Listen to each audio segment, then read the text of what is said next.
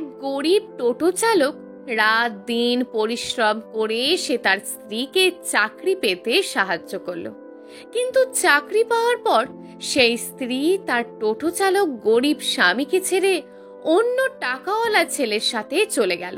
তার 5 বছর পর সেই স্ত্রীর সাথে যা ঘটলো তা শুনলে আপনাদের পায়ের তলা থেকে মাটি সরে যাবে। সেই গরিব টোটো চালকের স্ত্রী কখনো স্বপ্নেও ভাবতে পারেনি যে তার টোটো চালক স্বামীকে কখনো এমন রূপে দেখতে পাবে। বন্ধুরা, কি হয়েছিল সেই গরিব টোটো চালক স্বামীর সাথে, এবং কেনই বা তার স্ত্রী তাকে ছেড়ে চলে গিয়েছিল অন্য কারোর হাত ধরে? বিস্তারিত জানতে গেলে আজকের এই গল্পটি আপনাদেরকে শেষ পর্যন্ত শুনতে হবে।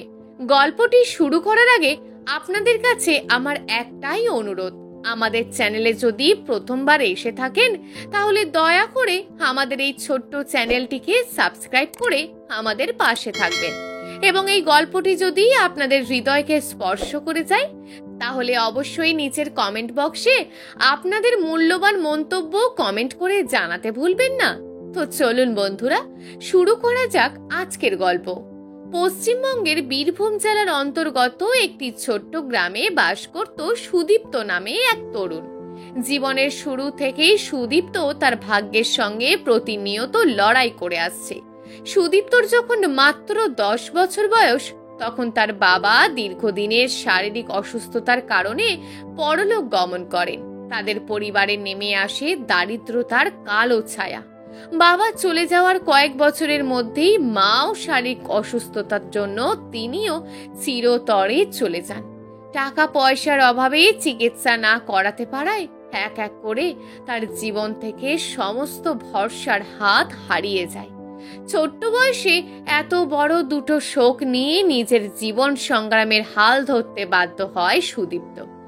এত অভাবের মাঝেও তিনি কোনোদিন কারোর কাছে দয়া চায়নি, হাত পেতে ভিক্ষাও চায়নি। দিন রাত পরিশ্রম করে একটু একটু করে টাকা জমিয়ে নিজের একটি ছোট্ট জীবিকা শুরু করেছিলেন সুদীপ্ত। সুদীপ্ত বাবু একটা ব্যাটারি চালিত টোটো কিনে শুরু করেছিলেন নিজের যাত্রী পরিবহনের কাজ। শহরের মোড়ে মোড়ে ঘুরে যাত্রীদের তুলে তাদের গন্তব্যে পৌঁছে দিতেন। সারা দিন রোদ জল মাথায় নিয়ে সে ঘুরে বেড়াতো গ্রাম থেকে শহরের মোড়ে মোড়ে। তিনি সারা দিন টোটো চালিয়ে যা টাকা উপার্জন করতেন তাই দিয়ে তিনি দুবেলা দুমুঠো খাবার খেতেন এবং খুব সামান্য কিছু সঞ্চয় করে রাখতেন তার ভবিষ্যতের জন্য। তার জীবনে আপনজন বলতে কেউ ছিল না, একাকিত্বই ছিল তার নিত্য সঙ্গী। আর সেই নিঃসঙ্গ জীবনের একমাত্র নির্ভরযোগ্য সাথী ছিল তার প্রিয় টোটো গাড়িটি। একদিন দুপুরে সূর্য যখন ঠিক মাথার উপরে, সুদীপ্ত তখন তার টোটো নিয়ে বড় রাস্তাটির মোড়ের কাছে দাঁড়িয়ে প্যাসেঞ্জারের জন্য অপেক্ষা করছিলেন।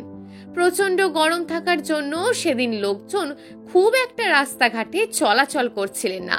সুদীপ্ত একটি গাছের নিচে বেশ কিছুক্ষণ অপেক্ষা করার পর দেখতে পেলেন এক 20-21 বছর বয়সী তরুণী একটি বড় সাইজের ব্যাগ নিয়ে কিছুর জন্য অপেক্ষা করছেন। সুদীপ্ত তখন সেই মেয়েটির কাছে গিয়ে বললেন, আরে ম্যাডাম, কোথায় যাবেন বলুন, আমি আপনাকে নিয়ে যাচ্ছি। মেয়েটি কিছু একটা চিন্তা করে সুদীপ্তর উদ্দেশ্যে বলেন, দাদা, আমার একটা অল্প পয়সার ভাড়া ঘরের প্রয়োজন, আমাকে একটা অল্প পয়সার ভাড়া ঘর জোগাড় করে দিতে পারবেন? মেয়েটির এমন কথা শুনে সুদীপ্ত কিছুটা ইতস্তত হয়ে প্রশ্ন করলেন, আপনি এই অল্প বয়সী তরুণী, আপনি এখানে একা একা ভাড়া ঘর নিয়ে থাকবেন, কিন্তু কেন? সুদীপ্তর এমন প্রশ্নে মেয়েটি সুদীপ্তকে বলতে লাগলেন, আমার নাম তৃষা, আমি ছোট থাকতেই আমার বাবা মা মারা যায়। ছোট থেকে আমি মামার বাড়িতে মানুষ হই। মামা আমাকে ভালোবাসলেও আমার মামি আমাকে কোনোদিন দেখতে পারতেন না। তিনি সব সময় চেষ্টা করতেন যাতে আমার মামার চোখে আমাকে খারাপ প্রমাণিত করতে পারেন। আমাকে দিয়ে মামি তার বাড়ির সমস্ত কাজ করিয়ে নিতেন। কাজকর্ম করা নিয়ে আমার কোনোদিনই কোনো আপত্তি ছিল না, কিন্তু আমার মামি আমার পড়াশোনা বন্ধ করে দিয়ে আমার সাথে এক বয়স্ক লোকের বিয়ে দেওয়ার চেষ্টা করছিলেন। তাই আমি বাড়ি ছেড়ে চিরদিনের জন্য চলে এসেছি। এই মুহূর্তে আমার কাছে খুব একটা টাকা পয়সাও নেই যে আমি একটা ভালো বাড়ি ভাড়া নিতে পারবো। তাই আপনি যদি আমাকে একটা অল্প টাকার ভাড়া বাড়ি দেখে দিতে পারেন তাহলে আমি খুবই উপকৃত হব। তৃষার মুখে এমন কথা শুনে সুদীপ্তর খুব মায়া হলো, কারণ তিনি জানেন বাবা মা ছাড়া এই পৃথিবী কতটা কষ্টের। কারণ তারও যে বাবা মা নেই, তাই তিনি তৃষার কষ্টটা ভালোভাবেই উপলব্ধি করতে পারছিলেন। সুদীপ্ত তখন তৃষাকে বলেন, ম্যাডাম, আমার পরিচিত একজন ঠাকুমা আছে, তার একটি ঘর ফাঁকা পড়ে আছে, তো আপনি চাইলে আমি আপনাকে সেই ঠাকুমায়ের কাছে নিয়ে যেতে পারি, আপনি কথা বলে দেখতে পারেন। যদি সেই ঠাকুমা আপনাকে ঘর দিতে রাজি হয়, তাহলে আপনি সেখানে খুব কম টাকাতেই থাকতে পারবেন। তৃষা অত্যন্ত খুশি হয়ে বললেন, আপনি আমাকে সেখানে নিয়ে চলুন, আমি গিয়ে ঠাকুমার সাথে কথা বলে দেখি। সুদীপ্ত তখন তৃষাকে নিয়ে সেই ঠাকুমায়ের কাছে উপস্থিত হন।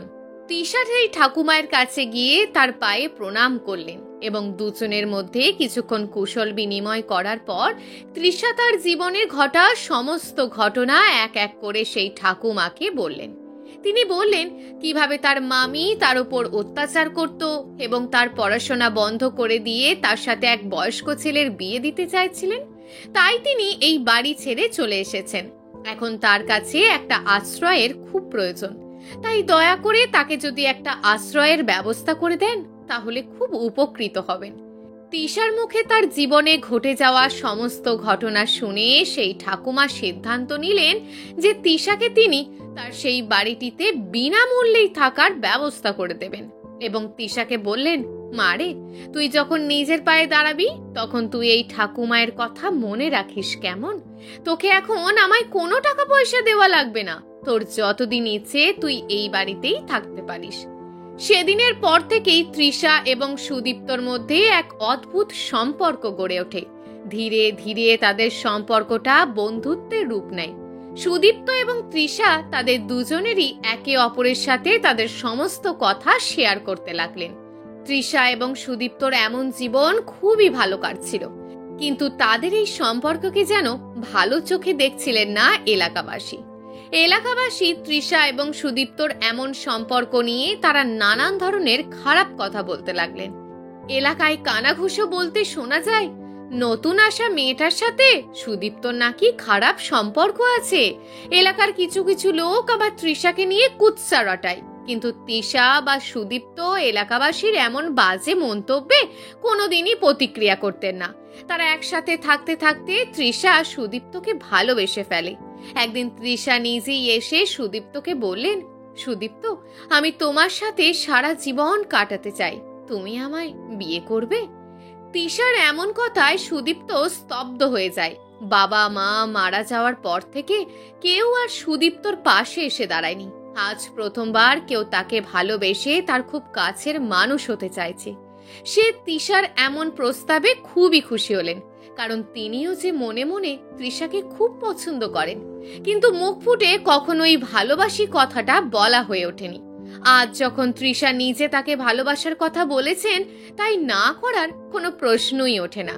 তিনি ঘাড় নাড়িয়ে সম্মতি দেন যে আমি বিয়ে করতে রাজি। সেদিন রাত্রে খুব ছোট্ট করে একটা মন্দিরে তৃষা ও সুদীপ্তর বিবাহ সম্পন্ন হয়। বিয়ের পর থেকে তৃষা এবং সুদীপ্তর ছোট্ট সংসার ভালোই কাটতে লাগলো। তৃষা সেই ঠাকুমায়ের বাড়ি ছেড়ে এসে উঠল সুদীপ্তর ছোট্ট কুঁড়ে ঘরে। সুদীপ্ত ও তৃষার সংসারে আর্থিক অভাব থাকলেও তাদের ভালোবাসার কোনো অভাব ছিল না। একে অপরকে তারা নিঃস্বার্থভাবে ভালোবাসত। এরই মাঝে তৃষা একদিন সুদীপ্তকে বললেন, সুদীপ্ত, আমি পড়াশোনা করতে চাই, পড়াশোনা করে নিজের পায়ে দাঁড়াতে চাই।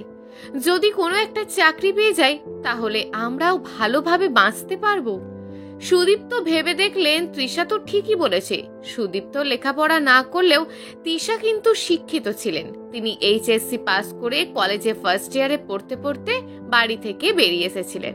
তাই সুদীপ্ত সিদ্ধান্ত নিলেন তৃষাকে গ্র্যাজুয়েশন পাশ করাবেন এবং তারা চাকরির জন্য যা কিছু করতে হয় তাই করবেন। সুদীপ্ত তখন তার জমানো কিছু অর্থ দিয়ে তৃষাকে আবারও একটি শহরের ভালো কলেজে ভর্তি করিয়ে দিলেন। সুদীপ্ত সারাদিন টোটো চালিয়ে পরিশ্রম করে যখন বাড়ি ফিরে দেখতেন তৃষা মন দিয়ে পড়াশোনা করছে, তখন সুদীপ্তর মনটা আনন্দে ভরে যেত। সে মনে মনে ভাবত তার এত পরিশ্রম একদিন তৃষার হাত ধরে সফলতা নিয়ে আসবে। সেই আশাতেই তিনি দিন গুনতে লাগলেন। অন্যদিকে তৃষাও গ্র্যাজুয়েশন কমপ্লিট করে ভালো কোম্পানিতে ইন্টারভিউ দেওয়ার জন্য নিজেকে তৈরি করতে লাগলেন। কোচিং এর টাকা, ইন্টারনেটের টাকা, ভালো পোশাকের জন্য টাকা, এই সমস্ত টাকা জোগাড় করতে করতে যেন সুদীপ্ত হিমশিম খেয়ে যেতে লাগলেন। তবুও তিনি তার গায়ের রক্ত জল করে ওভার ডিউটি করে সমস্ত খরচার টাকা তিনি জোগাড় করতেন। তিনি সব সময় চাইতেন তার স্ত্রী যেন একটি ভালো চাকরি পেয়ে যান, আর হলোও তাই। মাত্র 6 মাসের মধ্যে তৃষা একটি বড় কোম্পানিতে মোটা টাকার স্যালারির চাকরি পেয়ে গেলেন। তৃষা সেদিন বাড়ি ফিরে দৌড়ে সুদীপ্তকে জড়িয়ে ধরে বলেছিলেন, সুদীপ্ত জানো, আমি চাকরি পেয়ে গেছি। আমাদের কষ্ট সফল হয়েছে, আমাদের পরিশ্রম বিফলে যায়নি সুদীপ্ত। সুদীপ্তও তার স্ত্রীকে জড়িয়ে ধরে বলেন, মন দিয়ে কাজ করো তৃষা, যাতে করে তুমি আরো এগিয়ে যেতে পারো। আমি সব সময় তোমার পাশে আছি, তোমার ভরসার হাত হয়ে। সেদিন যেন তাদের দুজনের চোখে অশ্রু চিকচিক করে উঠেছিল। এই অশ্রু কোনো দুঃখের নয়, এই অশ্রু ছিল আনন্দের। তৃষার চাকরি জীবনের পরের দিনগুলোতে যেন সুদীপ্তর কাছে নতুন রকম লাগতে লাগলো। প্রত্যেক দিন নতুন পোশাক, হাই হিল জুতো, ব্যাগ, মেকআপ, যেন তৃষা এক নতুন রূপে আবির্ভূত হলো। সারাদিন ব্যস্ততা, কলিগদের সাথে আড্ডা দেওয়া, দেরি করে বাড়ি ফেরা, এছাড়াও পার্টিতে যাওয়া, সব মিলিয়ে এক ভিন্ন জীবনধারার সঙ্গে সে ধীরে ধীরে জড়িয়ে পড়তে লাগলো। চাকরি জীবনের প্রথম তৃষা তাড়াতাড়ি বাড়ি ফিরে সুদীপ্ত এবং নিজের জন্য চা বানিয়ে একসাথে বসে গল্প করতে করতে চা খেত। সুদীপ্তর তখন মনটা আনন্দে ভরে যেত, কিন্তু দেখতে দেখতে সেই সমস্ত কিছু যেন বিলুপ্ত হতে লাগলো। মিটিং, অফিস ট্যুর, এখানে যাওয়া ওখানে যাওয়া, তার ব্যস্ততা এতটাই বেড়ে গেল যে সে তার সংসার আছে, স্বামী আছে, এই কথা ভুলে যেতে লাগলো। সুদীপ্ত চুপচাপ সমস্ত কিছু লক্ষ্য করলেও সে কখনোই তৃষাকে কিছু বলতেন না। তিনি মনে মনে এটাই ভাবতেন, তৃষা কি আর এখন আগের মতন আছে? তার এখন বড় বড় লোকেদের সাথে ওঠা বসা, ভালো রেস্টুরেন্টে খাবার খাওয়া, তার তো এখন ড্রেস আপ লাগবেই। সুদীপ্ত এখন সকাল হলে তার টোটো নিয়ে বেরিয়ে যায় এবং সন্ধে লাগার আগে আগে সে টোটো নিয়ে বাড়ি ফেরে। আজও সে তার নিজের পরিশ্রমের টাকা দিয়েই সংসার চালায়। একদিন সন্ধ্যায় সুদীপ্ত বাড়ি ফিরে এসে দেখলেন তৃষা এখনো তার অফিস থেকে বাড়ি ফেরেনি। সে খুব চিন্তায় পড়ে গেলেন। সে কয়েকবার তৃষাকে ফোন করলেন, কিন্তু তৃষা কোনো ফোন রিসিভ করলেন না। সুদীপ্ত তখন আরো চিন্তায় পড়ে গেলেন। সে একটি চেয়ারে বসে তৃষার জন্য অপেক্ষা করতে লাগলেন। রাত্রি 8:30টার দিকে তৃষা কারোর সাথে ফোনে হাসতে হাসতে কথা বলতে বলতে বাড়ি ফিরলেন। সুদীপ্ত সেদিন প্রথমবারের মতন তৃষাকে প্রশ্ন করেছিলেন, কার সাথে কথা বলছো, আর তোমার অফিস থেকে বাড়ি আসতে এত সময় কেন লাগলো? তৃষা সেদিন বিরক্তির সঙ্গে উত্তর দিয়েছিল, অফিসের এক কলিগের সাথে কথা বলছিলাম, তার সাথে একটা পার্টিতে গিয়েছিলাম, আমি খুব ক্লান্ত, আমি বাইরে খাওয়া দাওয়া করে এসেছি, তুমি কিছু খেয়ে শুয়ে পড়ো, আমি ঘুমাতে গেলাম। তৃষার এমন কথাগুলো যেন সুদীপ্তর বুকে তীরের ফালার মতন বিদ করছিল। সে আজ কোন তৃষাকে দেখছে? এ তো তার আগের তৃষা কখনোই হতে পারে না। সেদিন রাতে চোখের জলে বালিশ ভিজিয়েছিল সুদীপ্ত, কিন্তু সেটা সেই তৃষাকে কখনোই বুঝতে দেয়নি। হয়তো তৃষাও সুদীপ্তর দুঃখটা কখনোই বুঝতে চায়নি। এরপর থেকে তৃষা প্রায় অনেক রাত করে বাড়ি ফিরত। সুদীপ্ত ফোন করলে ফোন ধরতো না, বাড়ি ফিরে সুদীপ্তকে কোনো উত্তর দিত না। একদিন রাত্রে তৃষা অফিস থেকে বাড়ি ফিরল না। সেদিনের রাতটা যে সুদীপ্তর কাছে কতটা যন্ত্রণা ছিল সেটা শুধু সুদীপ্তই জানে। পরদিন সকালে তৃষা যখন বাড়ি ফিরে আসলেন তখন সুদীপ্ত তার পথ আটকে দাঁড়ালেন। চোখে চোখ রেখে তৃষাকে প্রশ্ন করলেন, কাল সারা রাত তুমি কোথায় ছিলে? তৃষা সেদিন মুখে মুখে জবাব দিয়েছিল, আমি সারাদিন কি করছি না করছি তার কৈফিয়ত কি তোমার মতন 2 টাকার টোটোওয়ালাকে দিতে হবে? শোনো সুদীপ্ত, কয়েকদিন ধরেই তোমায় আমি একটা কথা বলবো বলে ভাবছি। কথাটি হলো, আমি তোমার সাথে আর সংসার করতে চাই না। তোমার মতন টোটোওয়ালাকে নিজের স্বামী বলে পরিচয় দিতেও আমার লজ্জা করে। তাই আমি চাই তোমার সাথে আলাদা হয়ে যেতে। যত দ্রুত সম্ভব আমাদের আলাদা হওয়ার ব্যবস্থা করো। কথাগুলো বলি তৃষা তার রুমে ঢুকে দরজা লাগিয়ে দিলেন। সুদীপ্ত অবাকের ন্যায় হতবম্বের মতন দাঁড়িয়ে রইলেন। তিনি বুঝতে পারছিলেন না তার সাথে কি হচ্ছে। তৃষার এমন কথাতে তার হৃদয়টা যেন ক্ষতবিক্ষত হয়ে যেতে লাগলো। শত কষ্টের মাঝেও তিনি নিজেকে বোঝালেন, সত্যিই তো, সে তো সামান্য এক টোটোওয়ালা, আর তার স্ত্রী এত বড় কোম্পানিতে চাকরি করে। সমাজে তাকে তার স্বামী বলে পরিচয় দিতে তো খারাপ লাগবেই। কথাগুলো তো তৃষা একটাও খারাপ বলেনি। তৃষা তো ঠিকই বলেছে। পরদিন সুদীপ্ত ও তৃষার বিবাহিত জীবনের বিচ্ছেদ হয়ে গেল। তৃষা তার এক অফিসের কলিগের সাথে নতুন করে আবার জীবন শুরু করলেন। তারপর কেটে যায় 5 বছর। জীবন কারোর জন্য থেমে থাকেনি। তৃষা যে লোকটির হাত ধরে সেদিন সুদীপ্তকে ছেড়ে চলে গিয়েছিল, সেই লোকটি আজ তৃষাকে ছেড়ে অন্য কারোর সাথে চলে গেছে। তৃষা প্রথমে বুঝতে না পারলেও পরবর্তীতে সে ঠিকই বুঝতে পেরেছিল যে সেই লোকটি তৃষার প্রতি কোনো ভালোবাসা ছিল না, বরং তৃষাকে সে শুধু ভোগ্য পণ্য হিসাবেই ব্যবহার করে এসেছিল এতদিন। তৃষা এখন কলকাতার একটি ভাড়া বাড়িতে থাকে। তার আগের চাকরিও এখন আর নেই। সুদীপ্তকে ছেড়ে আসার কয়েক বছরের মধ্যেই তৃষার চাকরিটাও চলে যায়। একাধিকবার চাকরি বদলের পর তৃষা এখন একটি পার্মানেন্ট চাকরি করার চেষ্টা করে যাচ্ছে। তৃষা একদিন সকালে নিউজ পেপার পড়তে গিয়ে খেয়াল করলেন একটি নামী কোম্পানি থেকে কিছু স্টাফ নেওয়ার বিজ্ঞাপন দেওয়া হয়েছে। কোম্পানির নাম তৃষার কাছে নতুন হলেও কোম্পানির প্রোফাইল ছিল বেশ বড়। নির্দিষ্ট দিনে তৃষা এক বুক আশা নিয়ে সেই কোম্পানিতে ইন্টারভিউ দেওয়ার জন্য উপস্থিত হলেন। কোম্পানির ভিতরে প্রবেশ করে তিনি অবাক হয়ে গেলেন। এত বড় কোম্পানি তিনি আগে কখনো দেখেননি। তিনি মনে মনে ভাবলেন, এই কোম্পানিতে কোনো রকমে যদি তিনি একটি চাকরির ব্যবস্থা করতে পারেন, তাহলে হয়তো তার জীবনে বেঁচে থাকাটা একটু সহজ হয়ে উঠবে। তিনি তখন রিসেপশনে বসে তার নাম ডাকার অপেক্ষা করতে লাগলেন। তৃষার ভালো সিভি থাকার জন্য তাকে একজন অফিস স্টাফ এসে বলে গেলেন, ম্যাডাম, আপনি সরাসরি আমাদের মালিকের রুমে চলে যান, তিনিই আপনার ইন্টারভিউ নেবেন। তৃষা ধীরে ধীরে ওনার কেবিনে ঢুকলেন। চেয়ারে বসে থাকা লোকটিকে দেখে প্রথমে চিনতে না পারলেও যখন তার চোখে চোখ পড়ল, তখন যেন মুহূর্তের মধ্যেই তৃষার পায়ের তলা থেকে মাটি সরে গেল। সুদীপ্ত, তুমি? তৃষার মুখ যেন ফ্যাকাশ হয়ে গেল। সে কি বলবে কিছুই খুঁজে পাচ্ছিল না। সুদীপ্ত শান্ত কণ্ঠে বলল, বসো তৃষা, কি নেবে, চা না কফি? কিন্তু তৃষা যেন মুখ দিয়ে টু শব্দটিও বের হচ্ছে না। কিছুক্ষণ পর সে নিজেকে ধাতস্থ করে সুদীপ্তকে প্রশ্ন করলো, তুমি তুমি এই অবস্থায় কিভাবে? সুদীপ্ত মৃদু হাসলো। তিনি তৃষাকে উদ্দেশ্য করে বললেন, যে স্বপ্ন আমি তোমার জন্য দেখেছিলাম, একদিন ঠিক করলাম সেটা নিজেকেই উপহার দেব। তুমি চলে যাওয়ার পর আমি কষ্টে ভেঙে পড়িনি, বরং প্রতিজ্ঞা করেছিলাম আমি নিজেকে প্রমাণ করব, আর তা করলাম। তুমি চলে যাওয়ার পর আমার এক বন্ধু এবং ব্যাংক থেকে কিছু ঋণ নিয়ে আমার একটি ছোট্ট ইলেকট্রনিক গাড়ির শোরুমের ব্যবসা শুরু করি। তারপর ধীরে ধীরে আজ এই অবস্থানে। তৃষা এবার মাথা নিচু করে অপরাধীর মতন বললেন, সুদীপ্ত, তুমি সবকিছু পেলেও আমি কিন্তু সবকিছু হারিয়েছি। আমি জানি আমি তোমার সাথে কত বড় অন্যায় করেছি, আর সেই অন্যায়ের ফল আজ আমি ভোগ করছি। তোমার মতন একজন মানুষকে হারিয়ে আমি আমার জীবনের সবচেয়ে বড় ভুলটা করেছি সুদীপ্ত। আমি জানি এই ভুলের আমার কোনো ক্ষমা হয় না, তাও তোমার কাছে অনুরোধ, পারলে আমায় ক্ষমা করে দাও। সুদীপ্ত তখন তৃষাকে বললেন, ক্ষমা আমি তোমাকে অনেক আগেই করে দিয়েছি তৃষা, কিন্তু যে ক্ষত তুমি আমার বুকের মাঝে করে দিয়েছো তৃষা, সেই ক্ষত কোনোদিন ভালো হবে না। তৃষা চোখে জল নিয়ে অফিস থেকে বেরিয়ে যেতে লাগলেন।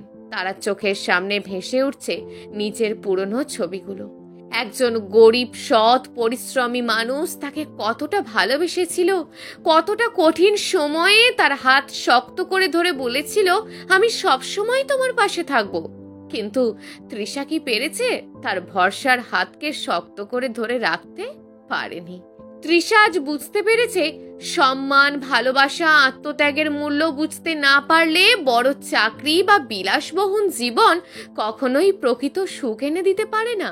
আর সুদীপ্ত, সে প্রমাণ করে দিয়েছে মানুষ চাইলে জীবনে কি না করতে পারে। অভিমান নয়, আত্মসম্মান নিয়ে এগিয়ে চলায় সবচেয়ে বড় প্রতিশোধ। প্রিয় দর্শক, সুদীপ্ত কি তৃষাকে ক্ষমা করে দিয়ে কাজটা ঠিক করলো নাকি করলো না, সেটা আপনারা অবশ্যই নিচে কমেন্ট করে জানাবেন। এবং আমাদের এই গল্পটি যদি আপনাদের হৃদয়কে স্পর্শ করে যায়, তাহলে আমাদের এই চ্যানেলটিকে অবশ্যই সাবস্ক্রাইব করে আমাদের সঙ্গে যুক্ত থাকবেন। দেখা হবে পরবর্তী ভিডিওতে। ততক্ষণ ভালো থাকুন এবং সুস্থ থাকুন। ধন্যবাদ।